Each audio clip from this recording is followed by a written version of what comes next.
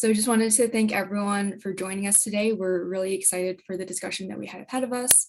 And we're really thankful for our panelists and partners for helping to pull this event together. So just to introduce myself really quickly, my name is Jenny, and I am Advancing Justice AAJC's Mis and Disinformation Policy Analyst. For those of you who are unfamiliar with the organization, we are a civil and human rights nonprofit based out of Washington, D.C. We work on a wide variety of programs, including anti-Asian hate, immigration, media diversity, and more. So my work within the technology and telecommunications team focuses on studying how mis and disinformation uniquely affects members of the AAPI community. And so unfortunately, we've found that in the past year and a half, information related to COVID-19, which is often complex, confusing, and ever-changing, is really fertile breeding ground for misinformation, which is why we think that the event we have today is so important. And we really hope that everyone walks out of today better equipped with strategies for addressing and confronting false information they see in their communities. So with that, I will pass it over to Hannah to give a brief introduction of PEN America and kick things off.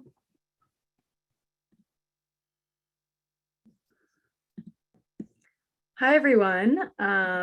Thank you so much for being here today.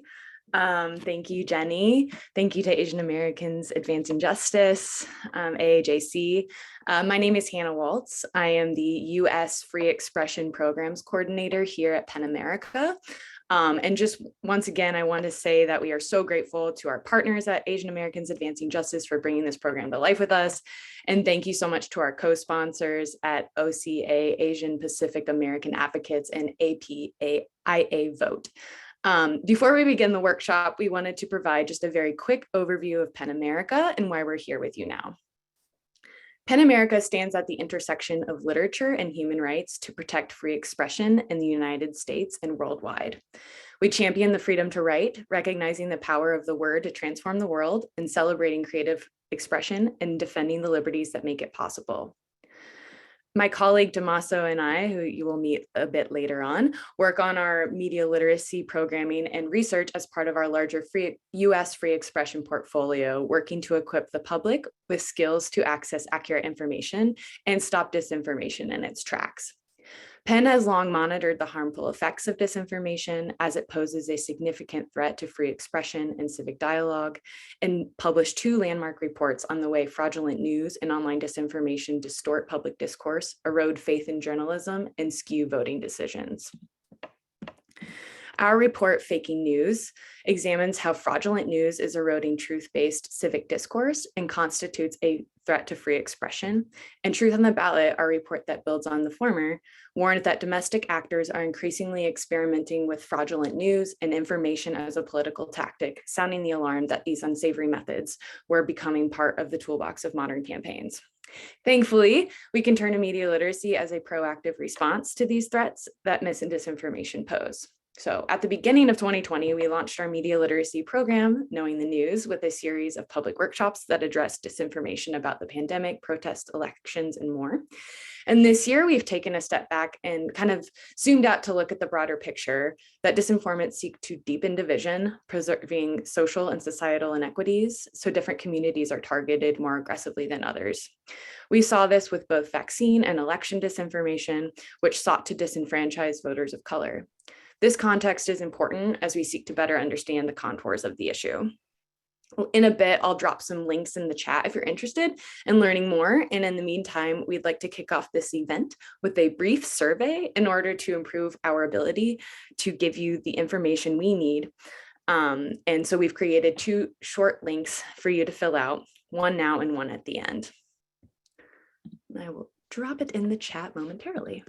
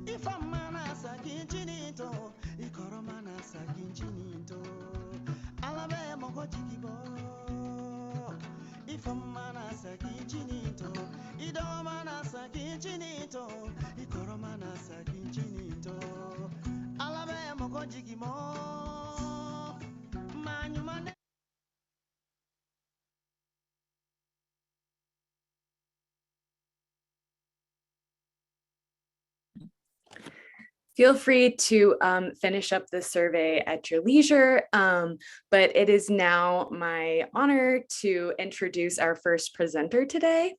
Cookie Young is the co-founder of The Interpreter, which aims to build a bridge between elder communities and younger generations of Vietnamese Americans, and to empower Vietnamese people across the diaspora to participate in the political process of their adopted countries.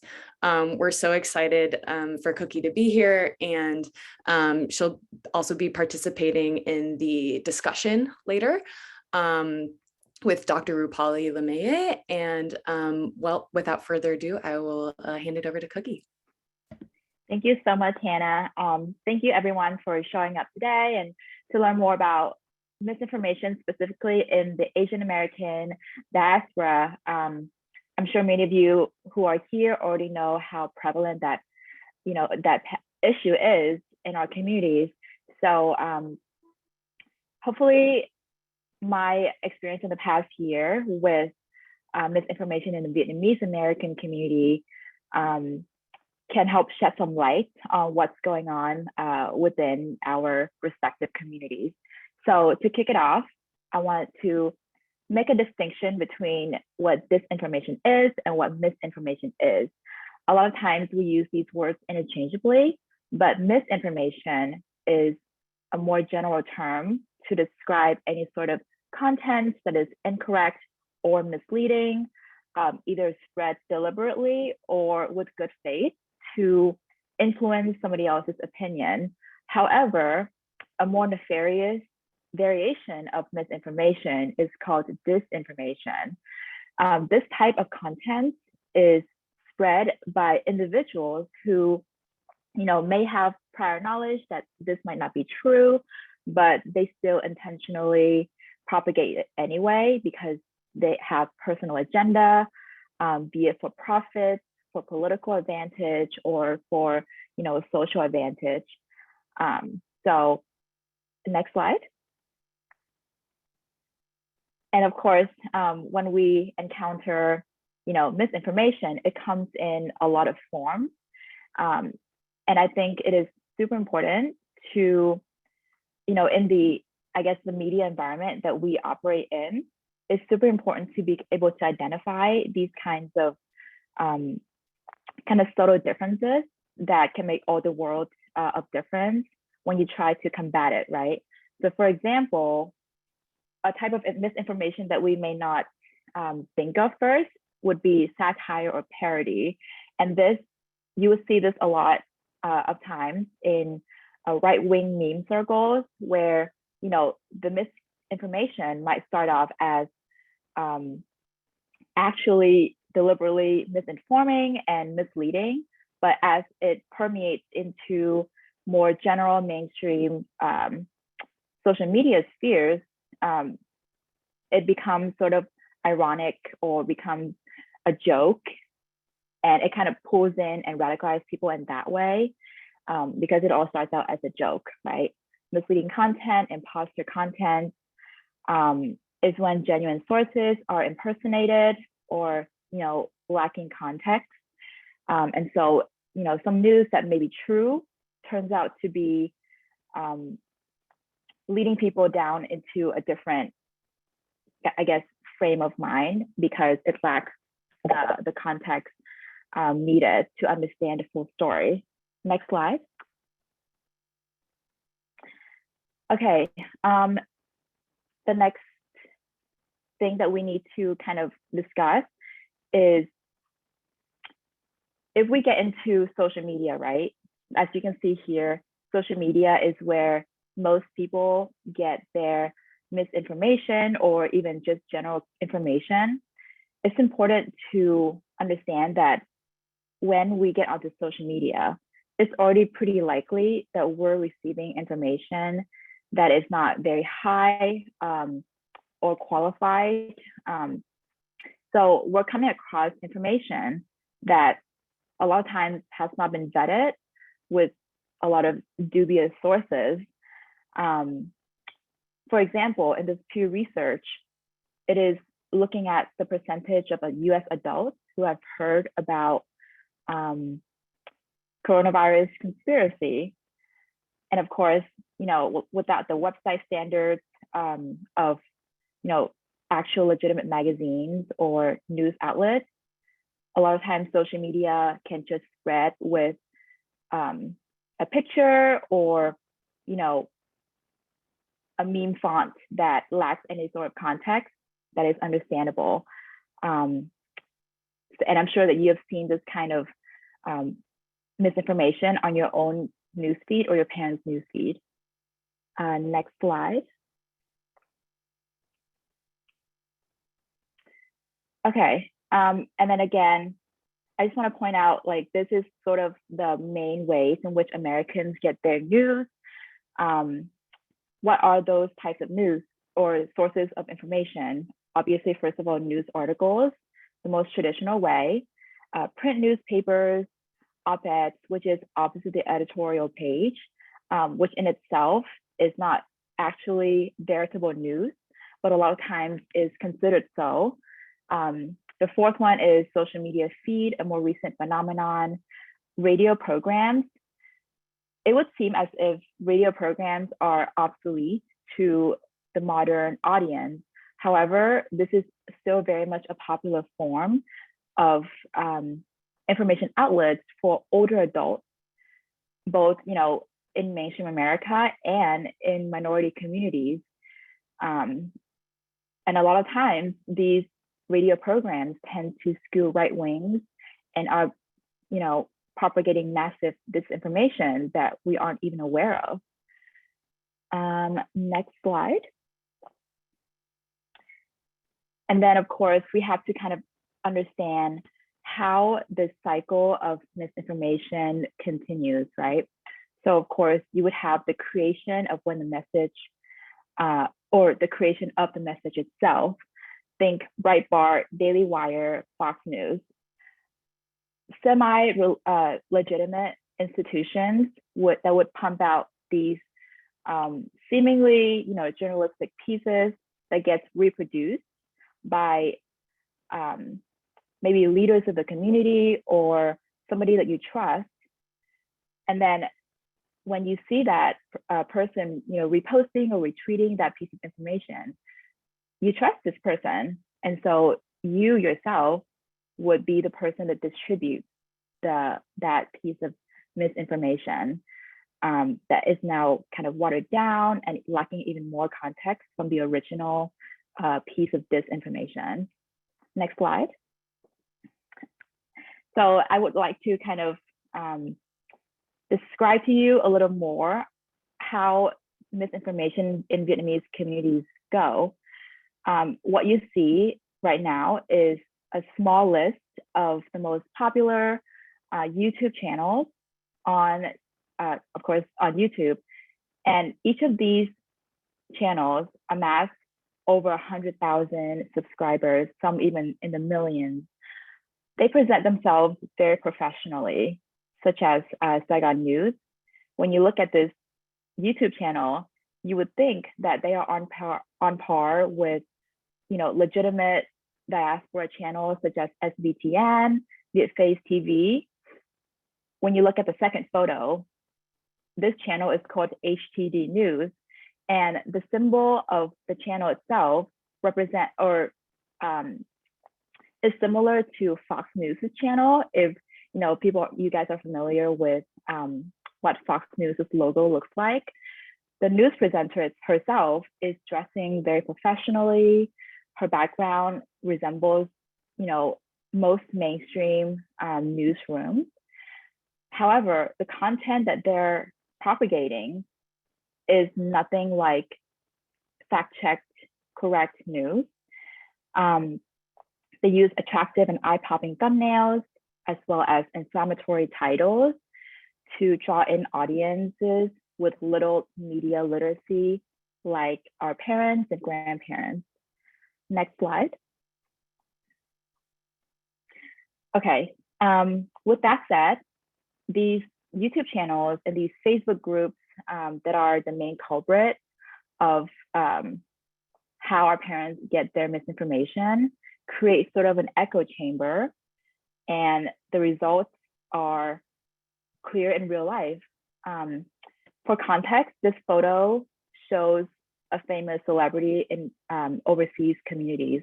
Her name is ca sĩ Hương Lang, or singer Hương Lang. She's the one in the middle. This photo was taken back in November 2020, when Trump was still contesting his loss in the election.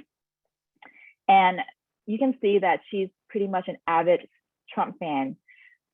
False conclusion drawn, which is that Trump has lost or wins the election, or that the election was stolen. The public figure creates a misleading post. In this case, she comes onto the street, holds up sign, takes photo with a bunch of people to create like the illusion that there's a lot of support behind this notion. And followers engage with her post, shares it, comments on it, boosts the post using Facebook's algorithm. And the misinformation has become cemented in the Vietnamese community that the election itself has been stolen. Next slide. Another example, this one is a little more related to today's discussion. Luckily, the Vietnamese American community, alongside other Asian American diaspora, do not have too much of a issue with vaccine disinformation, or the frequency is a little bit less intense than maybe like rural Americans or Latino communities. However, if you can go back just one slide or one click, yeah. Right here, what we're seeing is vaccine disinformation in Vietnamese speaking community. So the caption says, "Magnetic woman has returned," and I'm sure you've seen an example of vaccine disinformation that is, vaccine makes you become magnetic. And the way that this poster bypasses Facebook's COVID disinformation guidelines is by writing the word, like putting periods between the word injecting, or misspelling the word vaccine, and perhaps even just writing in Vietnamese itself is already a way to bypass Facebook's misinformation policy. And next slide. Okay, thank you. A unique bent in this issue is that even if COVID misinformation isn't prevalent or as prevalent, it still has geopolitical subtext as well as implications, right? Vietnamese American communities has a very big issue with xenophobia. And because of the suspicion behind anything made by China, including the vaccines produced there, in this case, Verocell or Sinovac or similar vaccines, this notion could potentially hinder inoculation efforts in our home country. This video, where the title is called "Bone Chilling, 4 People Died After Being Vaccinated by China's Verocell Vaccine," was created by a YouTube channel called Saigon Post.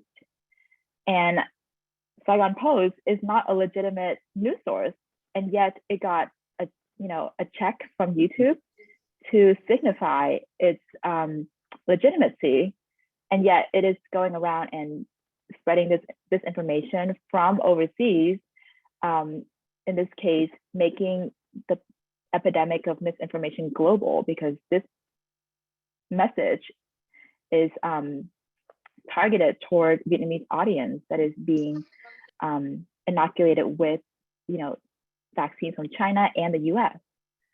Next slide.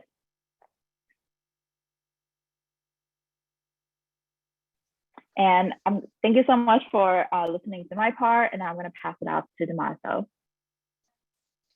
Thanks so much, Cookie.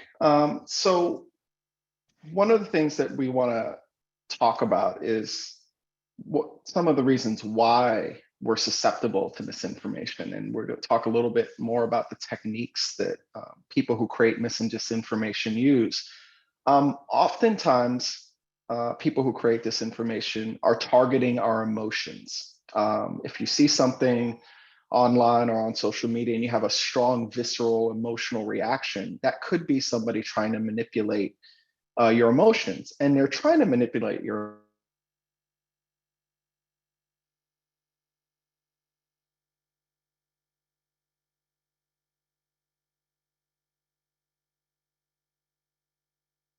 emotions, because when we have a strong emotional reaction, we're simply reacting to that information. So it's important for us to be able to recognize when we come across things on social media that trip our emotions. Oftentimes, as Cookie pointed out, things we see on social media have a patina of credibility. They might have a logo that looks familiar. They might use a green screen. They might have a logo from another news organization or from a source that we trust. And that's really important to recognize. Just because something looks professional or looks like it's coming from a standards-based news organization doesn't mean that it actually is. Another thing that people who create disinformation use is something we call the illusory truth effect. And all this means is that the more we see something, and the more we see it in different places, the more likely we are to believe that it's true, even if it's not true. And this is something that's really important to recognize, is that oftentimes we see the same piece of misinformation in different sources from different people's social media feeds on different social media platforms. Just because we're seeing something a lot doesn't mean that it's real. And finally, a big way in which disinformation targets us and spreads is through this idea of confirmation bias.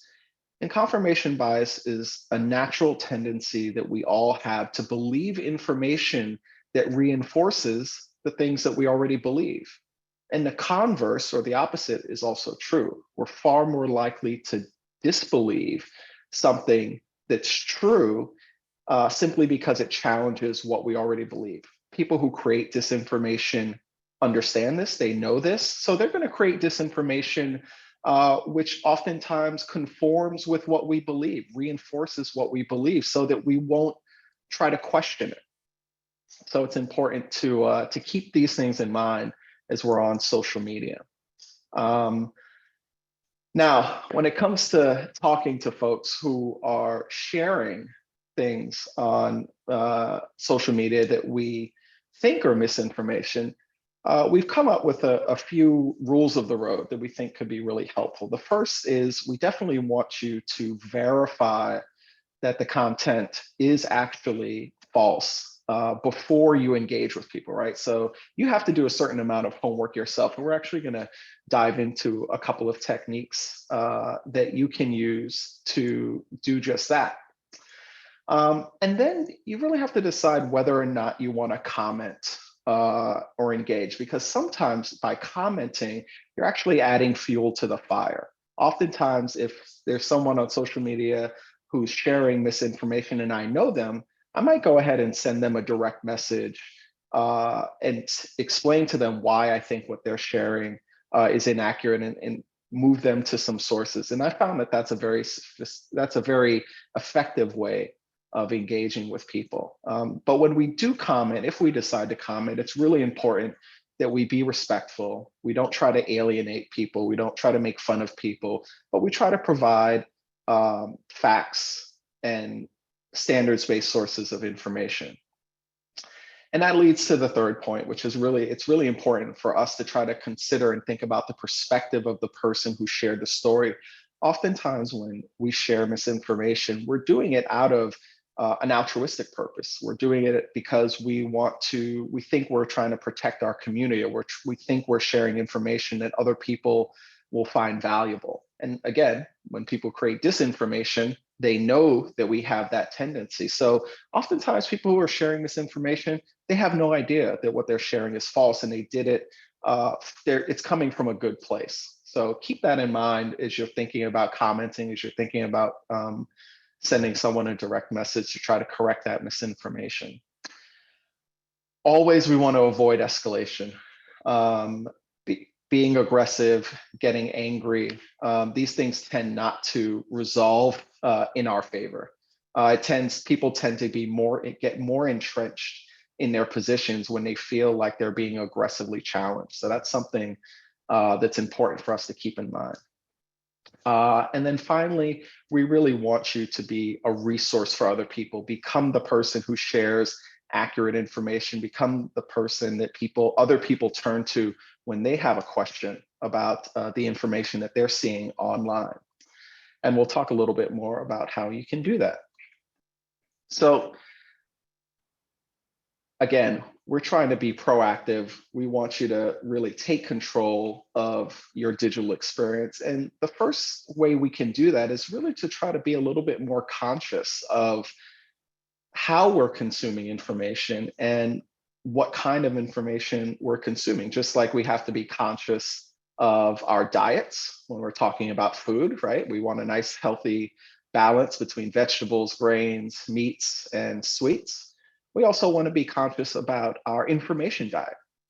If we're getting most of our information from one source, whether it be a cable news channel, a talk radio show, a particular set of people we follow on social media, that's probably not healthy. And we probably can't get all the information we need in order to be informed through just one source. So it's really important for us to diversify and also look at the quality of those sources. Are we following standards-based sources of information? And we'll talk a little bit more about how we can determine what is a standards-based source of information. But just even thinking about, how do I consume my information? Where am I getting my information from? What's the quality of our information? That's a really good and important first step. As we mentioned earlier, emotions are a really big trigger for us, and it's one of the most effective ways in which disinformation spreads. So it's really important for us to think about and take a beat sometimes when we encounter information on social media that triggers our emotions. The whole goal behind creating disinformation is to not let us think, not let us question what we're seeing, simply to react to it. So we do want you to take a moment and ask, is this real? How do I know this is real?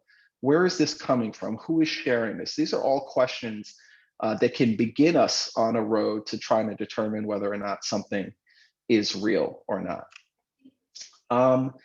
it's really, really, really, really important. And I say this as a journalist, it's really important for us to distinguish between news and opinion.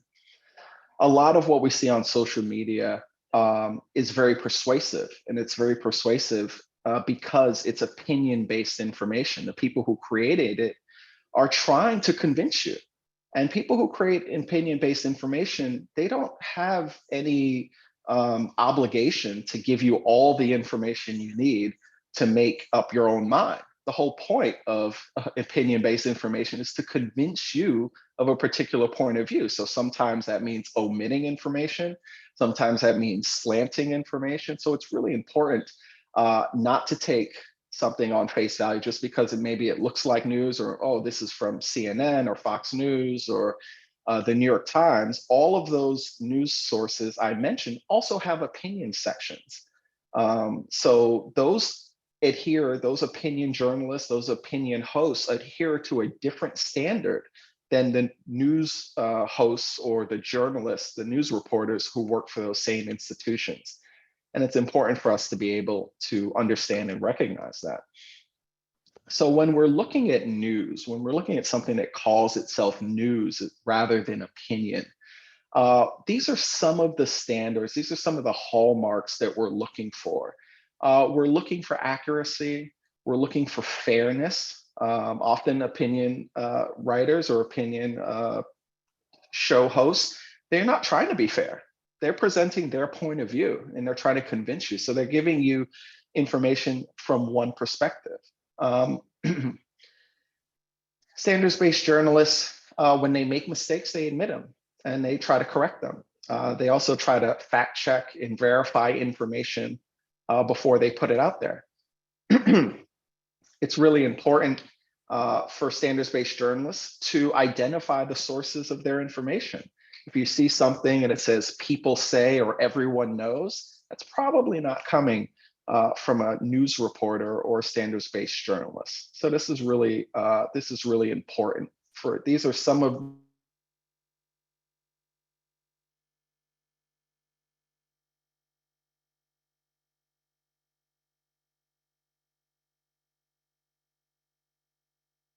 the guideposts that you can use to help you deter research. But what does that mean, right? How many of us actually know how to do their research? This is something that we're going to actually explore in a little bit, but just because something has the word news attached to it doesn't mean it's actually a news site. In fact, as Cookie pointed out, we're seeing more and more of these sites that pretend to be legitimate news organizations, but they're really pursuing a partisan agenda. So it's important, just because something looks like a news site doesn't mean it actually is. So one thing that we want to explore and we want you to think about is this concept and this idea of actually going out there and trying to find out for yourself whether or not something is real. And we call this process lateral reading.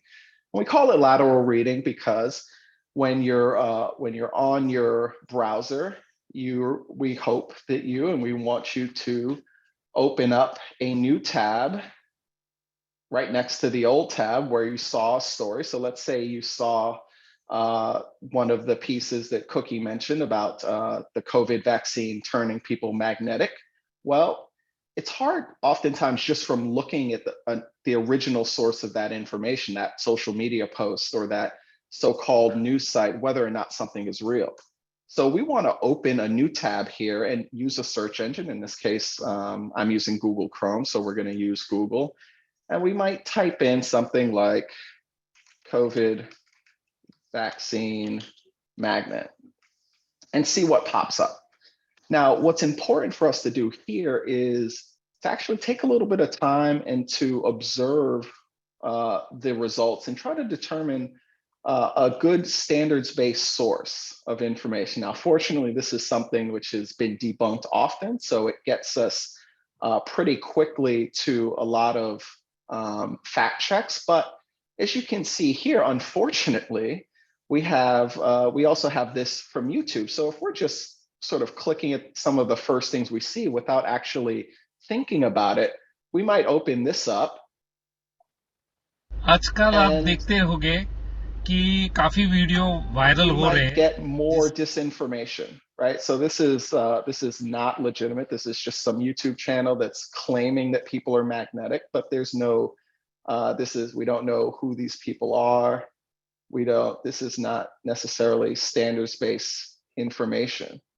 Well, this is actually a report debunking this, but it could be very easily, people can say that, oh, well, this proves the case. But if we click through, and this is why it's really important for us to actually look and verify the information, make sure. So this is from the Miami Herald, and if we click on their main website, we can see that this is an actual news organization. They have a sports section, they have a lifestyle section, but if we click on this fact check article, they have a video. But what's good about it is there's a byline. We know the name of the journalist who wrote it. They make claims and they have links. So they explain how they know what they know. And we can go ahead and we can click on other links. So we can click on a link from the BBC and it reinforces the same idea that no, getting a COVID vaccine does not make you magnetic. So we want you to be able to, and want you to feel confident that you can go and search online and try to find information yourself. But this requires a little bit of skepticism. It requires you, it's really important for you to dig in a little bit deeper. But when people create disinformation, they're hoping, they're praying that you don't actually do your own research, that you don't actually look up sources yourself. They want you to simply make a determination on your own, simply by looking at that information, not by going to any other sources.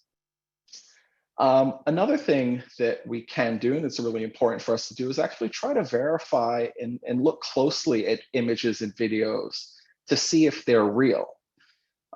So sometimes there are hints in an image. If somebody says, hey, I took this image at the beach and it's really a picture of mountains, right? That would be something that would tell us that this isn't what it claims to be.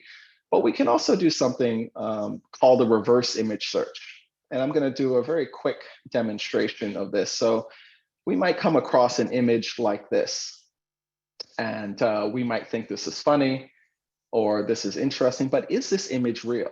We can't tell just by looking at it if this image is actually real. So when we come across this on social media, we're going to go ahead and use our mouse. See, my mouse has two buttons here, and I'm going to use the right button, and I'm going to right click on this image. And in Google Chrome, it pulls up a little menu, and there are lots of different options. And one of the menu options is search Google for image, which is super helpful, because essentially, just like you can search words on Google and search terms on Google, you can actually search images as well. So this should hopefully pull up in a minute here. It's actually taking a long time, but Google will look all over the internet and try to find other copies of this image. Now, again, remember, we just talked about this idea of click restraint. We're not necessarily going to click on the first thing we see. And in this case, we're actually getting a lot of examples of the meme, of the image that we saw, but we're not getting to an original source for this image. So we actually have to go all the way to the second page to begin to find some things that maybe look like news organizations. So ocregister.com, washingtonpost.com, oregonlive.com. These are actual news organizations. So I'm going to click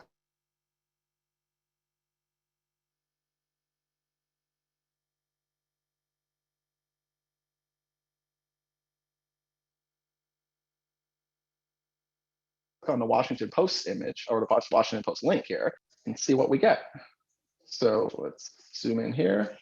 So we have an article, and here we have a caption for the image. It describes who this person is. It also says who the photographer is and who he works for. So remember, we saw these links over here, the OC Register, that's this newspaper, Orange County Register.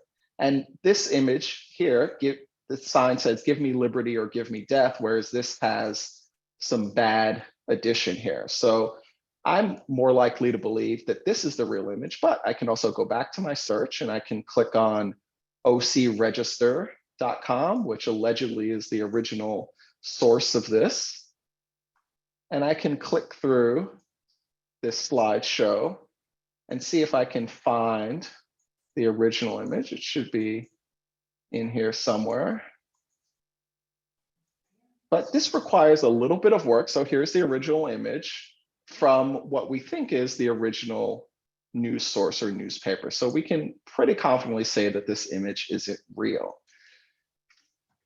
This requires some time. It requires some engagement, but this is really, really important for us to do, because when we spread misinformation, the people in our lives, because they think we're smart, we're intelligent, they trust us, they transfer that trust onto the content that we share on social media. So it's really important for us to make sure before we share things to try to verify whether or not they're real. And we can do that through a reverse image search sometimes. Sometimes we need to open up a new tab and do a quick search on Google, but oftentimes we can actually quite quickly find sources of information that will verify or debunk the thing that we have a question about. But we have to take control. We have to take a little bit of effort and a little bit of time in order to verify what we're seeing. Because if we don't do that, it's very likely we're going to fall prey to people who are trying to use us to spread disinformation. On your screen here are some great sources for fact checking and accurate information. We're going to be including this in the resource packet that we'll share with you if you've registered for this webinar on Zoom. But these are some great sites, including cookies, theinterpreter.org, and some other resources as well. So we highly recommend that you check them out. Again, let's make sure that we're doing our part to make sure that our information landscape and our community stay safe. We don't want to be the inadvertent source of misinformation. So we want to do everything we can to be a source and be a resource for other people as well. So with that, I am going to stop talking, and we are going to get into our second survey. So if you could please open up, do some lateral reading, and open up a new tab in your browser if you're based on the web, and follow the link that Hannah has dropped and fill out the second part of our survey. And after you fill out this survey, you're going to have a chance to enter a raffle for one of 5, count them 5, $100 gift cards. So we're going to give you guys just a few minutes to complete this survey, and then we are going to do a Q&A. So get your questions ready. If there's anything that was confusing or anything that we didn't address in this conversation, get those questions ready, and we'll answer them in the Q&A in a few minutes.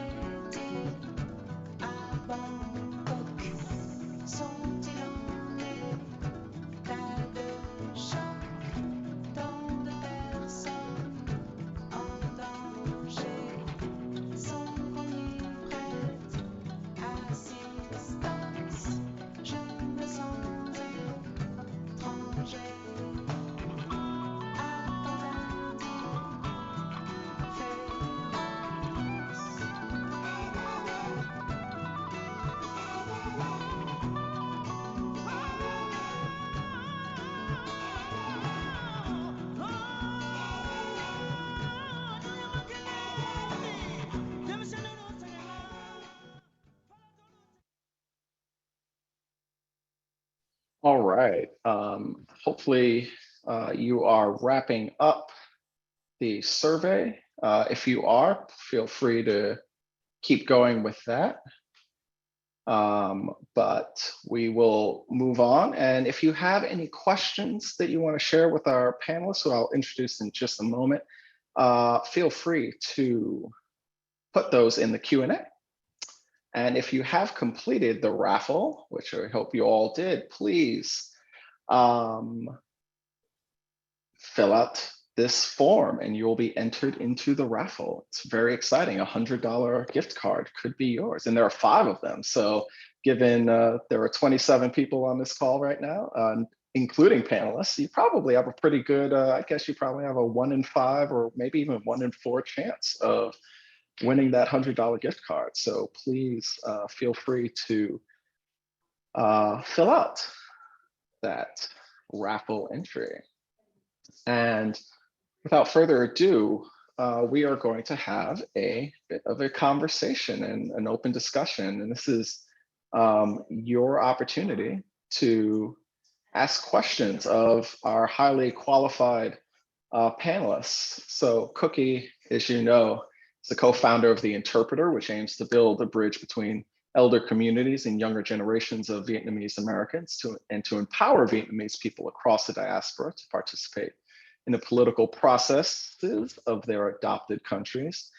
And Dr. Rupali Lemay serves as a full-time faculty member at the Johns Hopkins Bloomberg School of Public Health in the departments of International Health, Epidemiology, and Health Behavior and Society.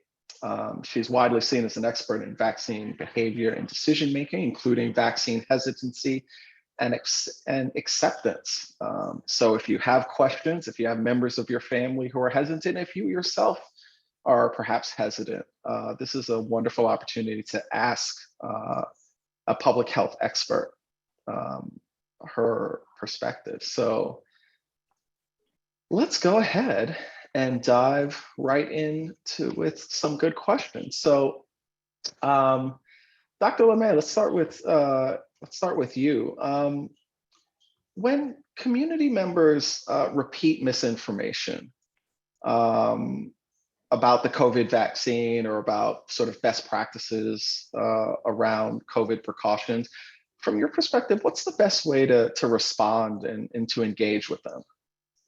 It's a really good question. And I think our gut reaction when people are, elicit and essentially say something that's not true is to correct them. We've actually found that sort of erodes trust between the 2 individuals that are speaking. And a better option, what we have seen, is to instead is something called pivot. So you pivot the conversation. So if the major issue that I get all the time is people say, I know there's a microchip in the vaccine. So instead of correcting that, because that is not true, I essentially say, I'm sorry, it's really hard. There's lots of information out there. It's hard to know what is true and what is not true. But let me tell you a little bit about why the vaccine is important for you. So just pivoting the conversation away from the misperception is what we have seen. Because I think if you do try to correct people, it can get a little emotional at times, and people tend to then not really want to listen to what you're saying. That's really great. Cookie, do you have anything you want to add there? I'm actually learning a lot from Dr. Lemay as well. And thankfully, Vietnamese people are very receptive to the vaccine themselves, especially for like Asian diaspora. But, if they do have the tendency to rely on authoritative sources. And so what we hope is to have more articles from the ethnic newsrooms out there in our respective language that us young people can kind of fall back on as to serve as a voice for ourselves, because a lot of times the intergenerational distance is quite big, and it can be seen as a sign of disrespect if we were to quote unquote correct them. So yeah, having more sources to fall back on would be ideal to combat misinformation about vaccine in our communities. really, really helpful. We have some more questions coming from the audience. One question is, how helpful is it to flag or report misinformation found in social media in case an individual is too scared to comment directly, but wants to flag it in Facebook, for example? Dr. LeMay? Yeah, Okay. it's really important. We've been working, many of us have been working with Facebook to help them, I think, improve their algorithms with regards to identifying, flagging, and removing misinformation. One thing that we have seen that's been very clear is that, as you know, certain individuals are more susceptible to misinformation than others. And so it is really important to think about the ways in which you can contact Facebook or Twitter or Instagram, whatever social media platform that you could be using to flag misinformation when you do see it, because it will alert those social media platforms to take a look. And I understand it's hard to confront people. I've had to do it myself with regards to, essentially flagging misinformation, but it is really important. We actually all play a role on helping making sure that information on social media is accurate and evidence-based. I can definitely answer the second question from Ivy, which is, what are social media platforms doing to monitor non-English posts related to COVID? And the answer is not a lot. The team on fact checking is already, severely lacking in the English department. And a lot of times they are actually making a lot of profits based on the disinformation that goes on in minority speaking communities. So there's not a lot of incentive to stop the spread of misinformation. But we are, doing our best to alert the authorities, as well as, making the public know about the ongoing issue that we're facing. And, hopefully one day it will come to the ear of Congress that something needs to be done with big tech in regards to misinformation in ethnic minority groups. Thank you. We have another really interesting question from the audience. For immigrant and POC communities, language seems to be a huge barrier for folks to get access to fact-checked information. Translation takes time to do correctly, while English articles are turned out at a dizzying rate. How can we better support groups specifically formed to combat mis and disinformation? I'd love to start and jump in. I think that the end of the question kind of has a great answer, is that we actually have to support these organizations. So obviously follow these organizations on social media, places like The Interpreter, but also follow and subscribe to your local ethnic media news organizations. These organizations have really suffered during the pandemic. The advertising has gone down. So, it's the holiday season, buy a subscription for that uncle who's always sharing the bad information. Donate when they're on social media. Oftentimes, a lot of these news organizations are saying, hey, we need your support, please donate. Here's a tax deductible way to donate. We spend money on lots of things. People always like to talk about, how much a cup of coffee costs at Starbucks, but oftentimes a subscription to these news organizations, I work for one, aren't that expensive. So I think obviously, follow them on social media, share the information that they're putting out there into the community, but also if you're able to, try to support them financially. But I'd love to hear what Cookie and Dr. LeMay have to say as well.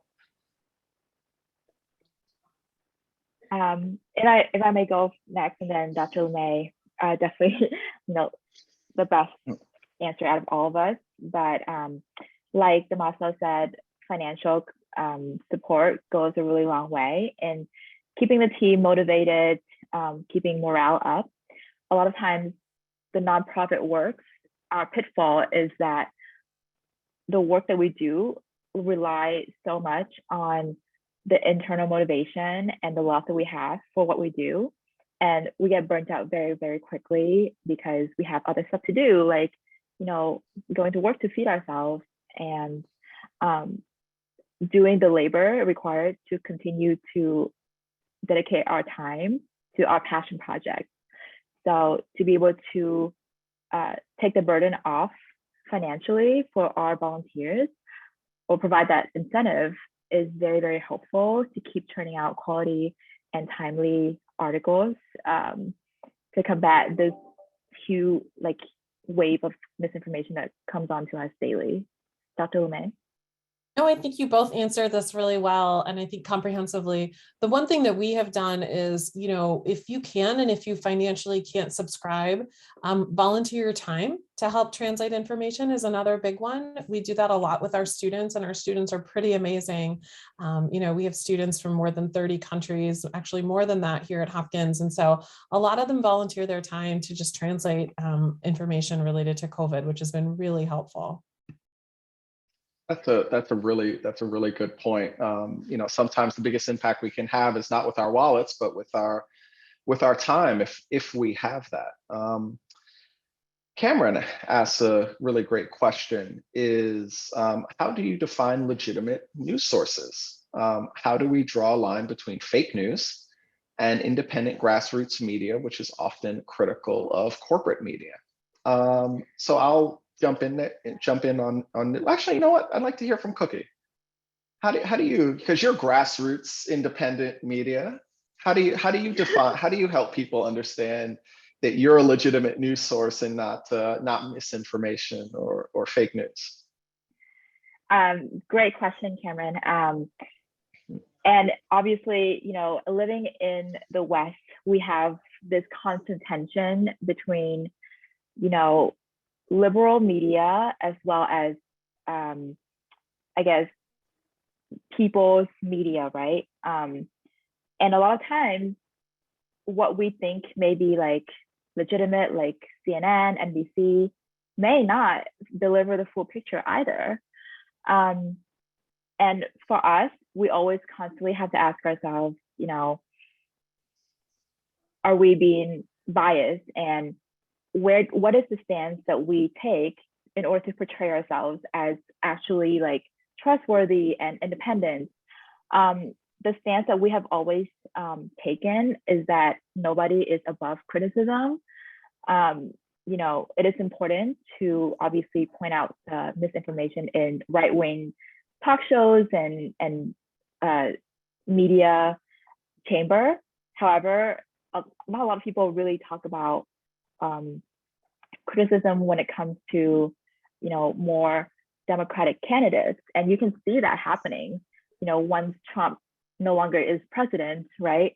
A lot of the climate change or a lot of the corporation exploitation on the environment is still happening, except it's not being reported at a similar rate. Immigration violation, human rights violation still happens, but it's not being reported by mainstream media because we have the right guy in the office. So what we try to do is we take a completely neutral stance on that, and we will always put the people's interests first. What we are standing for the people and the people that need help, not for the left or the right.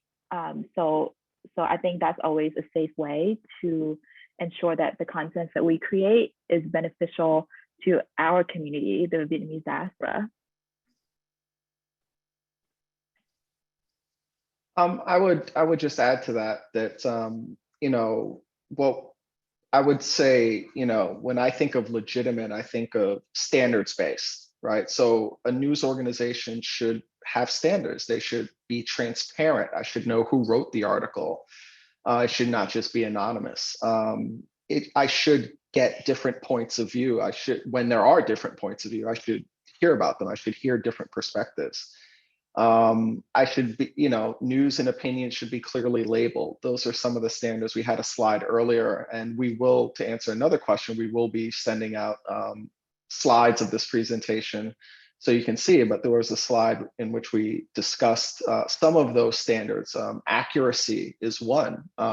Also, if we make a mistake, I think one thing that's very interesting to me on social media is that a lot of people on social media get very critical of news organizations when they admit that they've made a mistake. But that's actually a standard of quality journalism. If I make a mistake, I want to admit it, and I want to explain ideally how the mistake got made, so that everybody knows. And then I want to correct the information. Right? That's not fake news. That's actually me doing my job as a journalist. Whereas a lot of people who claim to be news organization or claim to be journalists but who aren't, they will never correct their mistakes. They'll never admit to making a mistake. They'll often leave out information which is critically important. They'll slant the information that they do give you. So it's really, those are some of the ways in which we can define, but all of this, everything we've talked about, requires engagement on our part, right? Many of us on this call grew up in a media landscape where if something called itself news, it was news. We didn't have to think about it. We didn't have to dissect it. We didn't have to fact check it or analyze it. Obviously, we live in a very, very different media landscape today.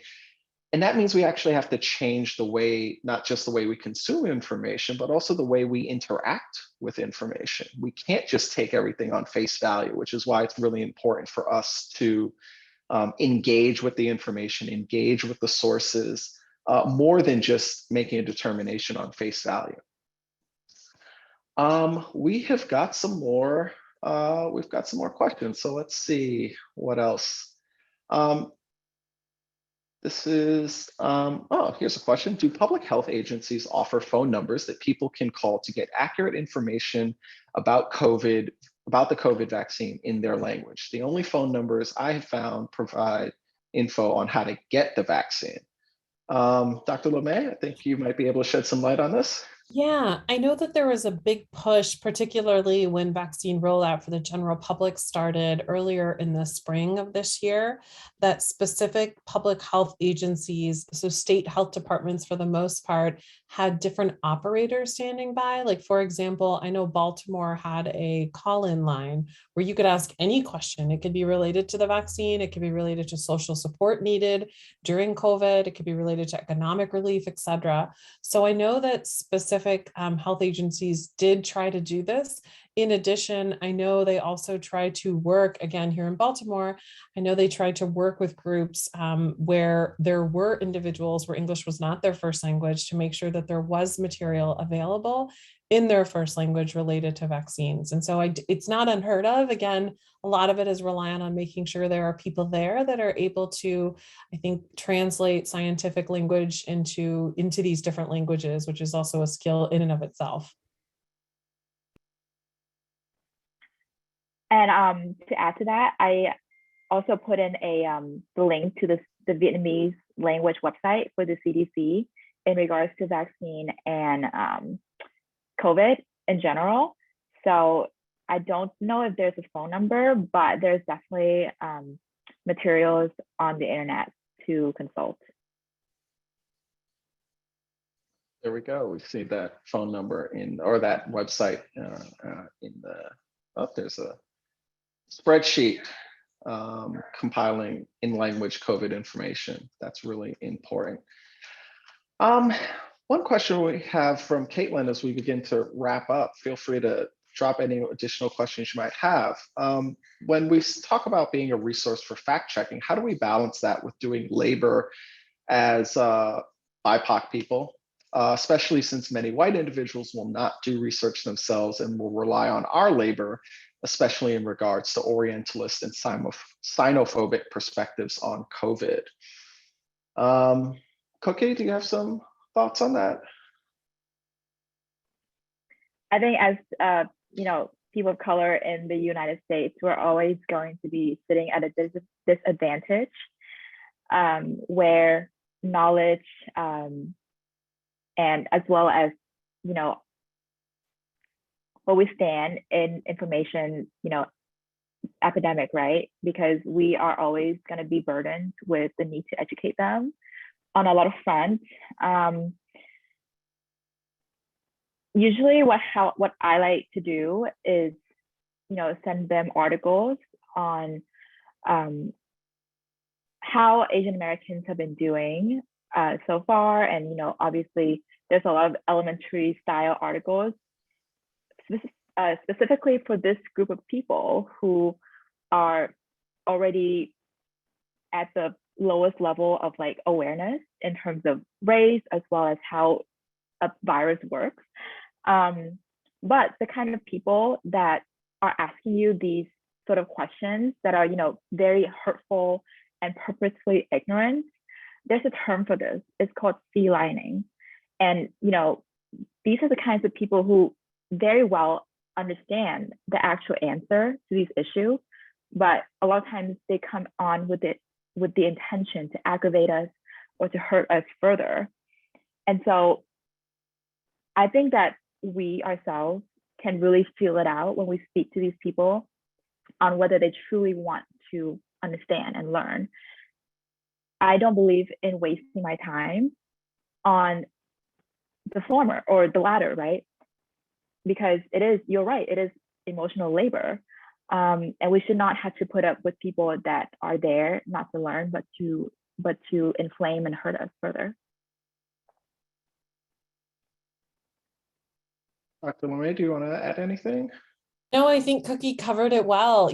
I think this has been, really challenging, I think, for anyone that's been trying to figure out ways to work with communities of color in terms of the labor. I think some days it's so exhausting. I know it's so important to get that information out there. And I think many of us that work in the vaccine space, we've tried to be very available because there are so many questions. And sometimes people of color just want to speak to other people of color, right? And so I think the most important thing that you can do is, as you can, answer those questions the best that you can, right? Try to provide, or at least point people towards an evidence-based source, right? It would be the other thing that I think is really critical here. I mean, I think I've talked to probably 3,000 people related to the vaccine of people of color. And for generally, those individuals just have questions about the vaccine and how it was developed, right? And so it's important because to me, that also indicates that they don't have access to accurate information. What they've heard so far is misinformation. And so that's why I think it's even more critical that if you do hold evidence-based information, to try to share it, even though I know it's very exhausting, but to try to do your best to share it and to spread it as much as you can. Absolutely. And I think another important thing to keep in mind is rather than, and this is, this is labor, but, if we are going to labor, I think it's important for us to try to be efficient, is to not simply provide answers, but try to provide people with the processes so that they can provide the answers for themselves. Because that's really that's what this whole workshop was about, hopefully, is to give you guys some tools and approaches to do that. But in small ways, you can do that, hopefully, with people in your orbit as well. We have a final question as we wrap up here. Someone responded in the Q&A that they support Biden and not Trump, but their answers to the survey seem much more pro-Trump. They thought, for example, that Biden had used the teleprompter and had never heard that Trump withheld funds from the 9/11 health program. It seems some of the anti-Biden false messaging is very powerful and has created a broader bias across the political spectrum that may play a role in Biden's current approval rating. How do we fight such broad-based biases? I think this is a really, really great question. One of the things that I've certainly learned as a journalist, but also in doing this kind of work, is it's like incredibly important to look at your own assumptions and look at your own biases, right? This idea of confirmation bias, which I talked about a little bit earlier, is probably the fulcrum on which 99% of misinformation falls on, because people who create disinformation, they know that, hey, I'm going to target Black vegans, or I'm going to target Asian American conservatives. And then they create a narrative to fit that, because they know that most of us aren't even aware of our own biases, let alone that we need to address them. So one thing that I think is really, really important, as we mentioned earlier, is to really try to diversify your sources of information.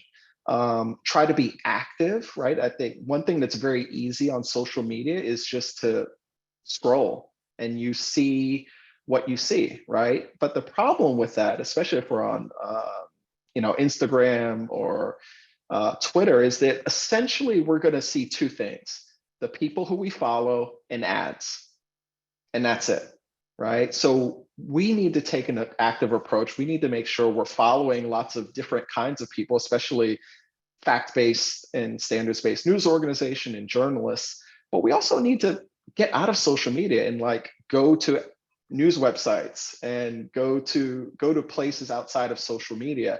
And actually, but also when we're on social media, like click through. Don't just look at the headline or don't look at somebody else's summary on Twitter or Instagram. That's not news, right? If I read a headline in 1 or 2 sentences, or I read somebody's reaction to an article, that's not actual news, right? That's somebody's interpretation of news. So it's really important for me to then go and actually read the article. And that takes time, right? But this is the world we live in. This is how we're going to get the accurate information we need, is actually by engaging with information. And if we don't do that, oftentimes, we are going to be subject to other people's manipulations. So with that, I just want to ask our guests, is there anything that you want to leave with our guests before we head off? I'll just say very quickly, as I mentioned before, we all play a role in misinformation and mitigating misinformation. I think it's really important to think of the ways in which, what is the small role that you can play? As I mentioned, many of us work with these social media platforms to help them revise and refine their algorithms. But in the end, it really comes down to who you trust. So thinking about how to use your voice and how to make sure that what you're putting on social media platforms is evidence-based is really critical. So again, and to Damaso's point, think about what you're sharing, right? Look at the article before you share it. Go through those steps that he went through in his presentation with regards to making sure it's a legitimate source. So even just spending a few more minutes can actually really cut down on the amount of disinformation in that case, if you didn't know that it was not accurate. And to Dr. Lemay's point, especially in minority communities where the network nodes are so limited, anyone can become an influencer in their own circle. So maybe just one article you share or one comment you leave cordially could really change somebody's perspective. And I really agree with Damaso on becoming active, protectors of our community in the way that we can be more proactive on social media with combating disinformation. Thank you to Cookie and Dr. Lemay and our partners at AAJ. We really appreciate your support. Keep an eye out for our follow-up resource packet, and feel free to drop us questions. We're available via email at PEN. I'll drop my email in the chat. But we look forward to hopefully hearing from you. And please pass this information on to people in your community, in your orbit. And we ask that you please stay safe out there and, and take care. It's been a long pandemic. But the good news is that, we have a lot of the tools that we need to keep ourselves and our community safe. So we really appreciate your time and your energy. And we look forward to seeing you again in the near future. Take care, stay safe. Thank you. Happy holidays, guys.